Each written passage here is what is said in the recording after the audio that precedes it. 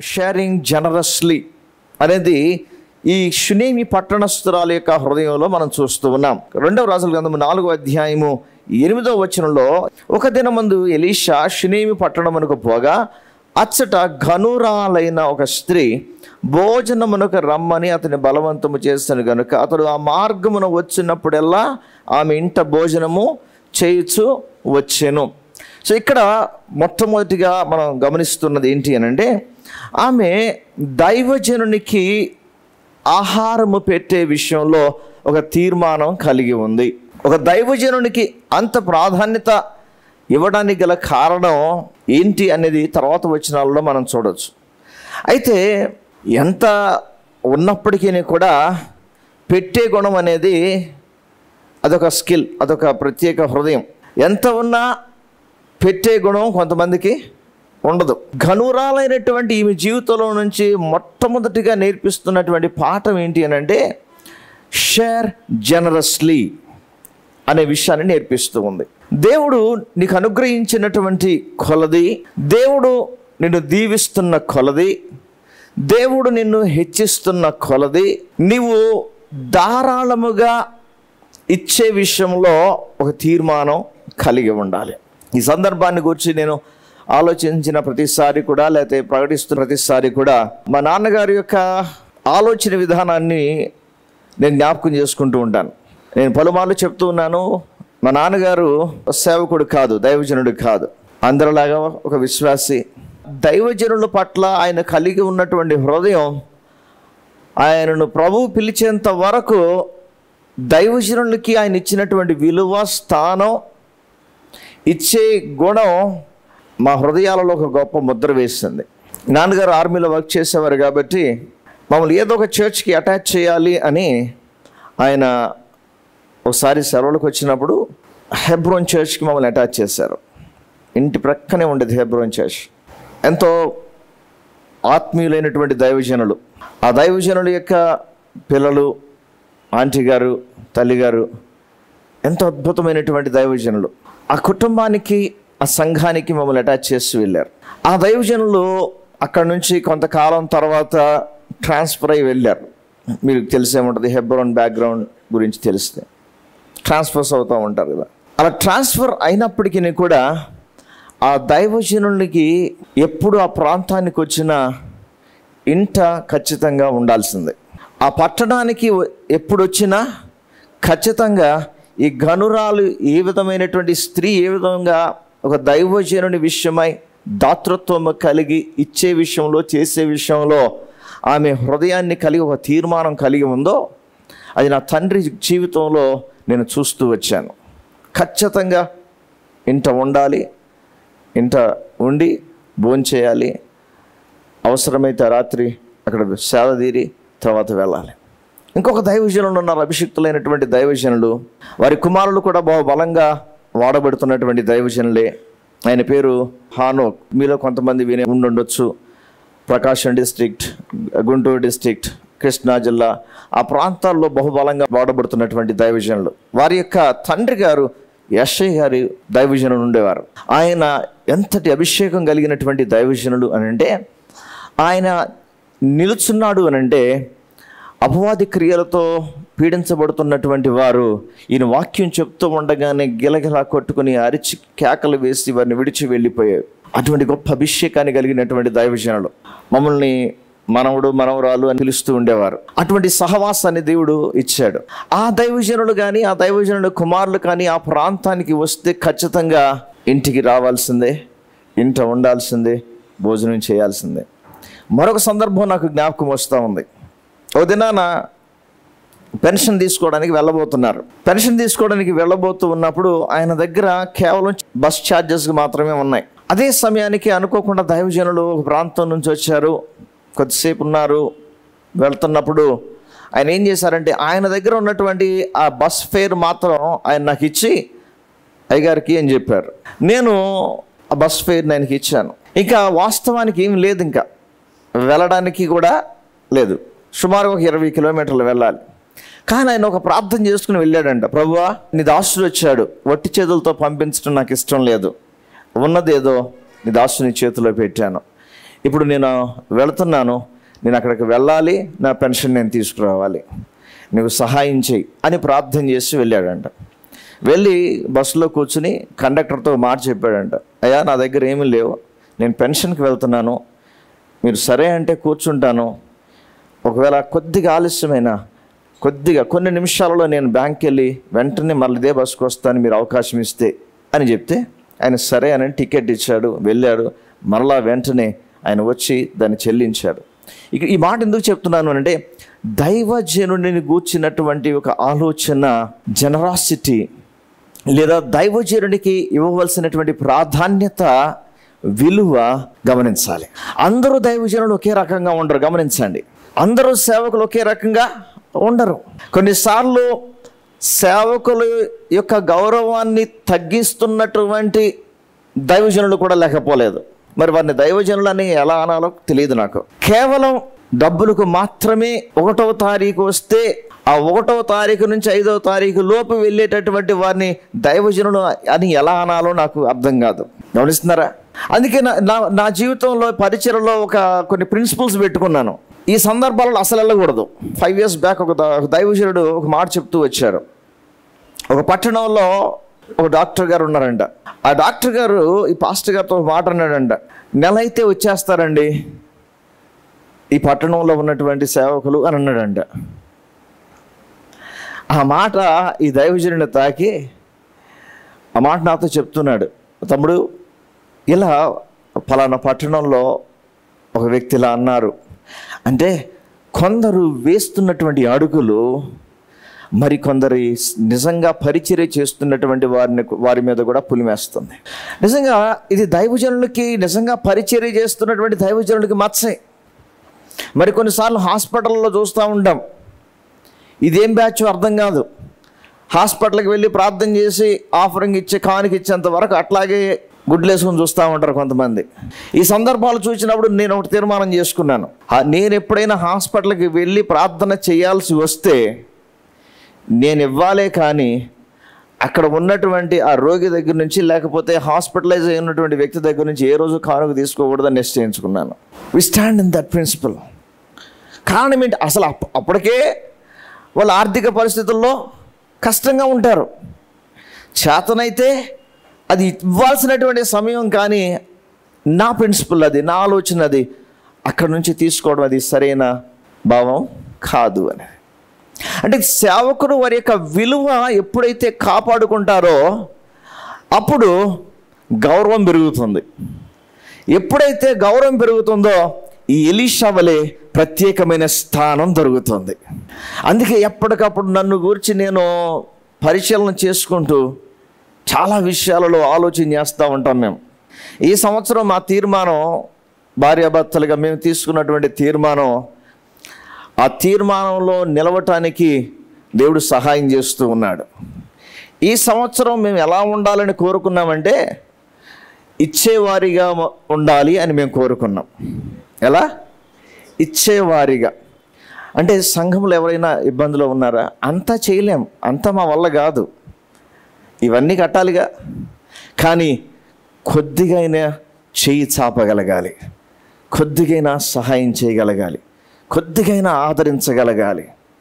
ఎప్పుడైతే ఒక ప్రత్యేకమైన ప్రణాళిక, ఒక లైఫ్ స్టైల్ని కలిగి ఉంటామో, డిజైన్ చేసుకుంటామో, అప్పుడే విలువ అనేది పెరుగుతుంది. సో ఈ పరిస్థితులు, సేవకులు కొందరు జీవితాలను ఆయా పరిస్థితులు చూసినప్పుడు నాకు వ్యక్తిగతంగా అనిపించేది ఏంటి అని అంటే, నేను అలా ఉండకూడదు. నన్ను గూర్చి మాట్లాడుకున్నప్పుడు ఒక ప్రత్యేకమైన రీతిలోనే మాట్లాడుకోవాలి, కానీ డబ్బు వ్యక్తి అని ఏ రోజు కూడా నన్ను గూర్చి మాట్లాడుకోకూడదు ప్రభువా అనేది నా ప్రార్థన. డబ్బు ఈ రోజు వస్తుంది, రేపు పోతుంది. ఈ 13 సంవత్సరాల ఈ పరిచర్య అంతటిలో కూడా నేను దేవుని మీద ఆధారపడుతూనే వస్తూ ఉన్నాను. ముందున్న సంవత్సరాల్లో కూడా దేవుని మీదే ఆధారపడాలనేది నా హృదయ వాంఛ. అడిగితే సహాయం చేసేవారు లేకపోలేదు, కానీ ఒక్కసారి అడగడం ప్రారంభిస్తే, ఒక్కసారి చేయి చాపడం ప్రారంభిస్తే అది అలవాటు అవుతుంది. కానీ దేవుని దగ్గర అడగడం ప్రారంభిస్తే దేవుని ఆశ్చర్య కార్యాలు రుచి చూడటం జరుగుతుంది. అది నా ఉద్దేశం. గమనించండి, ఒక సేవకుడిగా నేను ఒకవేళ ఉదాహరణకి ఈ రవి గారికో, లేకపోతే వెనకాల రవి గారికో, డాక్టర్ గారికో, ఏమండి, లేకపోతే అమ్మాజీ గారికో ఎవరికోళ్ళు ఫోన్ చేశాను అనుకోండి, ఇంత కావాలి ఫోన్పే చేయండి, మారు మాట్లాడకుండా పంపిస్తారా లేదా? ఎందుకనే ప్రశ్న కూడా ఖచ్చితంగా పంపిస్తారు, ఖచ్చితంగా పంపిస్తారు. ఈ 13 సంవత్సరాలలో దైవజనుడిగా నా గుండె మీద చేసుకుని చెప్తున్నాను, ధైర్యంగా చెప్తున్నాను ఈ మాట. దేవుని వద్దనే నేను ఎదురు చూచాను ప్రతి సహాయం కొరకు. అది చిన్నది కావచ్చు, పెద్దది కావచ్చు, ప్రతిదీ కూడా దేవుని వద్ద నుంచి అడుగుతూ వచ్చాను. నాకు అవసరమైన సమయంలో దేవుని సన్నిధిలో అడుగుతూ వచ్చాను.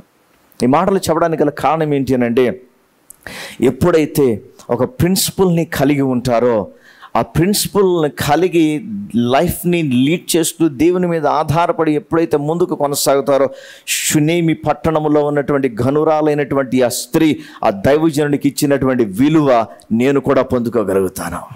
నన్ను గూర్చి వారి హృదయంలో ఒక ప్రత్యేక స్థానం ఉంటుంది, విలువ ఉంటుంది, ఒక ప్రత్యేకమైన స్థానం ఉంటుంది, ఒక విలువ ఉంటుంది. కాబట్టి దైవజనులుగా ఎవరి మీద ఆధారపడాలి అంటే దేవుని మీద ఆధారపడాలి. దేవుని మీద ఆధారపడినప్పుడు దేవుడు మనుషుల యొక్క ఫేవర్ని మా మీదగా తిప్పుతాడు. ఆమేన్. మనుషుల దయందును దేవుని దయందును వర్ధిల్లుచుండెను. నిలబడి ప్రసంగిస్తున్న నా దగ్గర నుంచి కూర్చొని వింటున్నటువంటి మీ వరకు కూడా మనందరి జీవితాల్లో ఈ 2 ఫేవర్స్ అవసరమే. ఒకటి మనుషుల దయ కావాలి, రెండవది దేవుని దయ కావాలి. మనం దేవుని వైపుకు చూస్తున్నంత కాలము కూడా మనుషుల ఫేవర్ని దేవుడు మన వైపుకి త్రిప్పుతాడు. ఆమేన్. మనుషుల ఫేవర్ మన మీదకు త్రిప్పబడాలి అని అంటే మనం దేవుని చూడాలి. మనం దేవుని చూచుతున్నంత కాలము కూడా దేవుడు మనుషుల ఫేవర్ను మన వైపుకి తిప్పుతాడు. ఆమేన్. ఎస్తేరు మీదకు ఫేవర్ని తిప్పినట్టు, హల్లెలూయా, హల్లెలూయా. రూతు మీదకు ఫేవర్ని తిప్పినట్టు దేవునికి స్తోత్రం కలుగును గాక. ఆమేన్. దానియేలు షడ్రక్ మెషక్ మీదకు ఫేవర్ని తిప్పినట్లుగా, దానియేలు మీదకు దర్యావేషు యొక్క ఫేవర్ని తిప్పినట్లుగా దేవుడు చేస్తాడు. హల్లెలూయా. ప్రియమైన దేవుని బిడ్డలారా, గమనించండి, ఇక్కడ షునేమి పట్టణంలో ఉన్నటువంటి ఘనురాలైనటువంటి స్త్రీ ఏం చేస్తుంది అని అంటే దైవజనుని బలవంతం చేస్తుంది. ఏమని? అయ్యా మా ఇంటికి రా, మా ఇంటికి వచ్చి భోజనం చేయి, మా ఇంటికి వచ్చి భోజనం చేయి అని ఏం చేస్తుందట? బలవంతము చేసెను గనుక, బలవంతము చేసెను గనుక, అండర్లైన్ దట్, బలవంతము చేసెను గనుక అతడు ఆ మార్గమున వచ్చినప్పుడల్లా ఆమె ఇంట భోజనము చేయొచ్చు వచ్చాను. ఇక్కడ ఈ దైవజనుడి యొక్క లక్షణం ఎంతో అద్భుతంగా కనిపిస్తుంది. బలవంతం చేసింది కాబట్టే, 1కి 10 సార్లు అడిగింది కాబట్టే, చేసింది కాబట్టే ఆ దైవజనుడు అక్కడికి వెళ్ళటానికి ఇష్టపడ్డాడే. కానీ ఘనురాలు కాబట్టి వెళదాం, గనురాలు కాబట్టి మంచి భోజనం దొరుకుతుంది, గనురాలు కాబట్టి 1కి 10 కూరలు ఉంటాయి, గనురాలు కాబట్టి ఒక మంచి టేబుల్ ఏర్పాటు చేయబడుతుంది అన్న ఉద్దేశం ఇక్కడ ఈ దైవజనుడికి కనిపించడం లేదు. అది దైవజనుడి గురించి ప్రక్కన పెడితే, ఇక్కడ ఈ స్త్రీ దైవజనుడిని తన గృహములోనికి ఆహ్వానించి హాస్పిటాలిటీ ఇవ్వడానికి ఇష్టపడుతోంది. గమనించండి. రెండవది హాస్పిటాలిటీ చూస్తున్నాం. కాగా ఆమె తన పెనిమిటిని చూచి మన యుద్ధకు వచ్చుచూ పోవుచున్నవాడు ఏ దైవజనుడు? భక్తి గల దైవజనుడు. చెప్పండి, ఏ దైవజనుడు? ఏ దైవజనుడు? భక్తి గల దైవజనుడు అని నేను ఎరుగుదును. కాబట్టి ఏం చేద్దాం?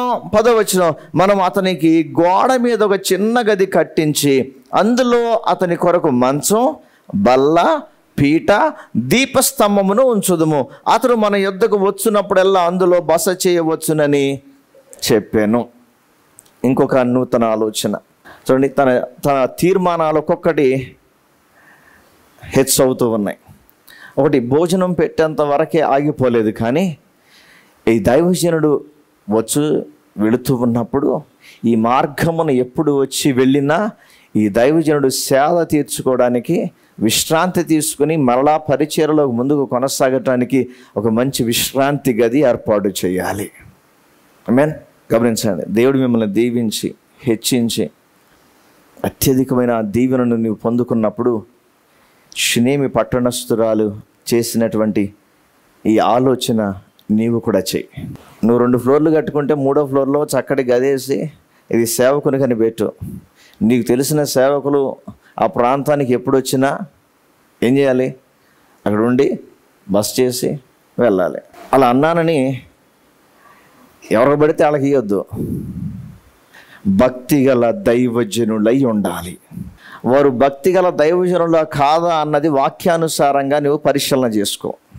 వీరు నిజమైన ప్రవక్తలా కాదా, వీరు నిజంగా వాక్యాన్నే బోధిస్తున్నారా కాదా అని ఎలా అయితే పరిశీలన చేశారో అలా పరిశీలన కలిగి ఉండాలి.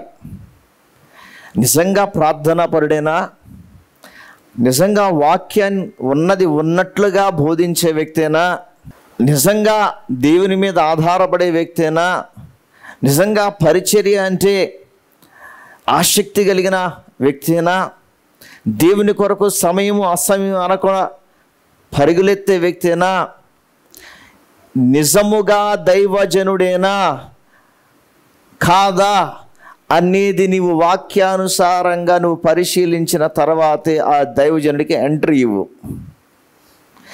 అట్టి దైవజనుడు ఇంట అడుగు పెట్టినప్పుడు దీవెన కలుగుతుంది. చెత్తను పెట్టుకోవద్దు. ఎందుకో తెలుసా? ఇటువంటి చెత్త వచ్చి దేవుడు నిన్ను దీవించిన దాన్ని బట్టి సంతోషించడానికి బదులుగా అది ఇవ్వచ్చుగా ఇది ఇవ్వచ్చుగా అని నానా రకాలుగా మాట్లాడే బ్యాచ్ అన్నమాట ఇది. నిజముగా భక్తిగల దైవజనునికి నువ్వు స్థానము ఇవ్వటానికి ఎప్పుడు కూడా నీ ఇల్లు సిద్ధంగా ఉండాలి. ఆమేన్. ప్రార్థించు, అలా ప్రార్థించు. ప్రభువా, గనురాలైన స్త్రీ, షునేమి పట్టణంలో ఉన్న గనురాలైన స్త్రీ వలె నీ సేవకులకు ఆతిథ్యం ఇచ్చే గృహముగా నా గృహం ఉండాలి ప్రభువా. నా ఇల్లు ఎప్పుడు సిద్ధంగా ఉండాలి ప్రభువా. ఒక గది ఎప్పుడు సిద్ధంగా ఉండాలి ప్రభువా. ఆ గదిలోనికి అభిషిక్తులు వచ్చి వెళ్ళాలి ప్రభువా. ఆ గదిలో అభిషిక్తులు ప్రార్థించి వెళ్ళాలి ప్రభువా. ఆ గదిలో అభిషిక్తులు మోకరించి వెళ్ళాలయ్యా. ఆ గదిలో అభిషిక్తులు విశ్రాంతి తీసుకుని వెళ్ళాలి ప్రభువా. ఆ గదిలో నుంచి వెళుతున్నప్పుడు మమ్మల్ని దీవించి వెళ్ళాలి ప్రభువా. ఆ అభిషిక్తులు పాదములు మా జీవితాలకు దీవెనకరంగా మారాలి. హల్లెలూయా. ప్రియమైన దేవుని బిడ్డలారా, ఈ వాంఛను నేను కలిగి ఉండాలి. నేను పలుమార్లు పందిని ప్రోత్సహిస్తూ ఉంటాను. By A land, have your own house. నీ సొంత ఇంటిని నువ్వు కలిగి ఉన్నప్పుడు నీకు నచ్చినట్లుగా నువ్వు ఉండొచ్చు, నచ్చినట్లుగా నువ్వు చేయొచ్చు. ఎవడేం మాట్లాడడానికి అవకాశం లేదు. ఇంకా ఆ స్థితిలో నువ్వు దీవించబడాలి. ఆమేన్. మరొక విషయం జ్ఞాపకం చేస్తాను. ఇస్సాకును గురించి మాట్లాడుతూ ఒక మాట అంటాడు. ఇస్సాకు ఆ దేశమందున్నవాడై ఎంతగా అభివృద్ధి చెందాడంట? 100 ఫలించెను. ఎంతగా? 100. నీవు 100 దీవెనను పొందే స్థితిలోనికి రావాలి. ఎప్పుడు అదే స్థితిలో ఉండడానికి వీల్లేదు. సంవత్సరములు గడుస్తున్న కొలది దేవుని మేలులతో నువ్వు నింపబడాలి. సంవత్సరంలో గడుస్తున్న కొలది ఆర్థిక విషయాలను వైజ్గా డీల్ చేయడం నేర్చుకోవాలి. సంవత్సరంలో గడుస్తున్న కొలది నీ స్థితిగతులు మారాలి. సంవత్సరంలో గడుస్తున్న కొలది కొద్దిగా ఉన్నటువంటి నీ జీవితం ఘనముగా హెచ్చించబడాలి. ఆమేన్. ఈ స్త్రీ భక్తిగల దైవజనుడని గుర్తించింది. భక్తిగల దైవజనుడిని గుర్తించిన తర్వాతే ఆమె పలుమార్లు ఆహ్వానిస్తూ వచ్చింది. భక్తిగల దైవజనుడు దేవుని మీద ఆధారపడే దైవజనుడు. భక్తిని చూచింది.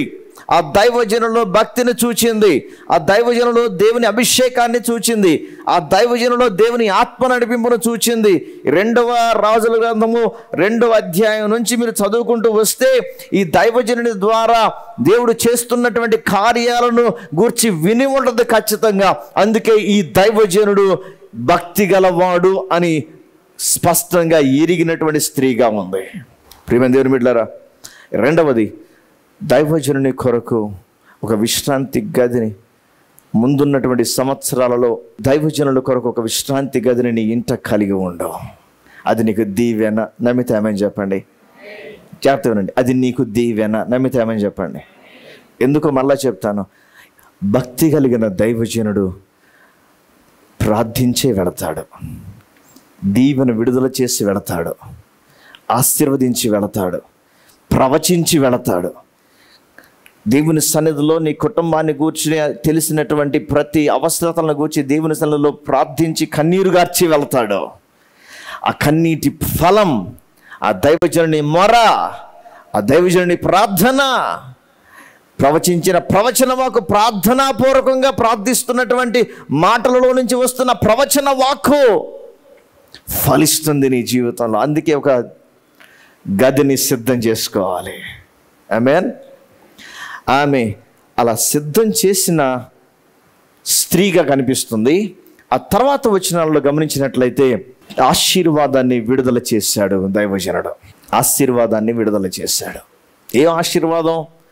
తన కుటుంబంలో ఒక కొరత ఉంది, అన్నీ ఉన్నాయి, కానీ కుమారుడు లేడు అని అంటాడు గేహజీ. ఏంటి సంగతి? ఆమెకు కుమారుడు లేడండి. తన భర్త ముసలివాడు అయిపోయాడు, ఇంకా కనే పరిస్థితి కూడా కాదు. వీరు గమనించండి, దేవునికి అసాధ్యమైనది ఏది లేదు. అబ్రహాము శారాల జీవితంలో కార్యం చేసినటువంటి దేవుడు. దేహములు అనుకూలంగా లేకపోవచ్చు, కానీ సృజించినటువంటి దేవుడు పలికితే ప్రతికూలంగా ఉన్నటువంటి దేహాలు సైతము అనుకూలంగా మార్చబడతాయి.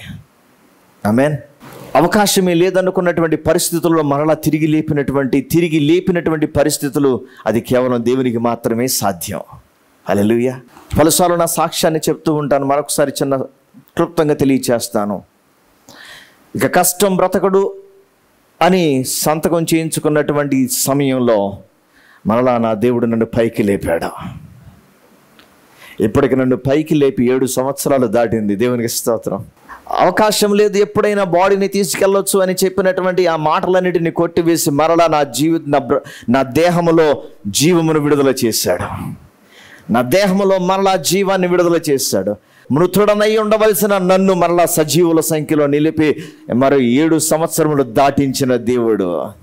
ఆయనకు అసాధ్యమైనది లేదు. ఈరోజు ఈ స్థలంలో కూర్చున్నటువంటి ప్రియమైన దేవుని బిడ్డలారా, ఇది కాదు, ఇది అసాధ్యం, కష్టం అని నీ చెవిన పడినటువంటి ఏ మాటను కూర్చొని నువ్వు కృంగిపోవద్దు, నిరుత్సాహపడద్దు.